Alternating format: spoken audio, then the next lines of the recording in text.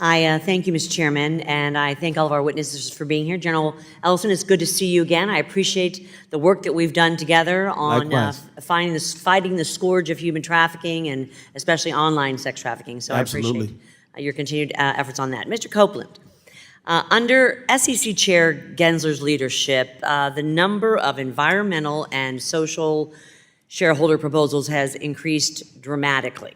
The shareholder proposal process, which has played a key role in meaningful corporate governance for decades, is being eroded by a minority influence over America's public companies at the expense of everyday average investors. If the reforms proposed today are not enacted, what will be the long-term consequences for retail investors?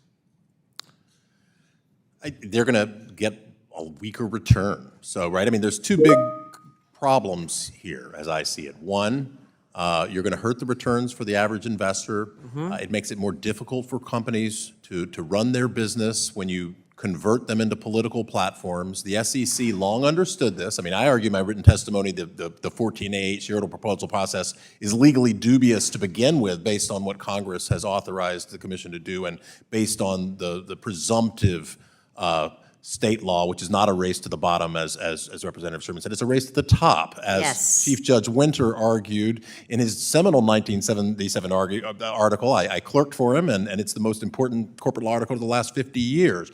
But you know, I argue that there's a problem with it anyway, but at least if you're taking these social things off the table and we're talking about whether we elect all our directors annually or how we elect our directors, you're talking about real governance issues that involve the corporation and not these environmental and social concerns. So yeah, that's the real cost. The other cost is the cost of democracy itself, right? And that's why I wanted to emphasize that you've got two small proxy advisory firms privately owned. Right. And asset managers that are principally passive index investing vehicles, not making affirmative buy-sell decisions, telling corporate America how to do their jobs. And that's an end run around the representative process, and everyone in Congress ought to be really concerned about that in both parties. And to your initial point too, sir, there are millions of Americans who invest their hard-earned dollars with the simple goal of achieving the highest return on their investment. Mr. Cunningham, based on your decades of experience, sir, in what ways can the shareholder proposal process be restored to better protect the economic interests of what I care about most, retail investors?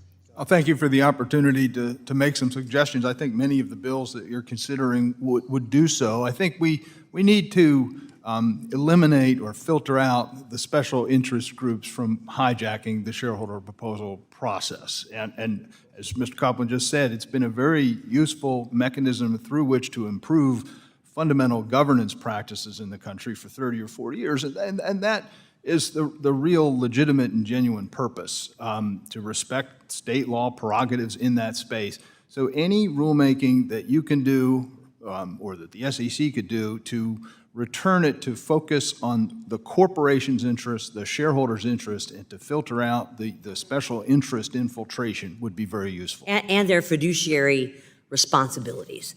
Mr. Allen, how have proxy advisor errors, analytical flaws, and omissions been documented and reported by stakeholders, including the society and its members? I mean, it's certainly a major concern for our members. We did a member survey in 2019, and it found that 42% of our members reported or noticed errors in their proxy research, about their companies within the past 42%. And it was an astounding figure. We provided examples of those errors to the SEC in our comment letters in 2020 and 2021. So it's certainly something that, errors, are bound to occur given the number of companies that the proxy advisors are opining on. That's why we support a robust draft review process so companies have a reasonable opportunity to review draft reports before their investors start voting on that. When presented with these errors, how have the proxy advisors responded? Well, in some cases, they do make corrections. In other cases, they will say, well, the error is not material, or they'll say it's a difference of opinion rather than a factual error. And even when they do make corrections, some investors don't go back and change their vote decisions. 42% of proxy advisor errors, flaws, omissions is reprehensible. I thank you all for your testimony, and my time's expired, and I yield back, Mr. Chairman.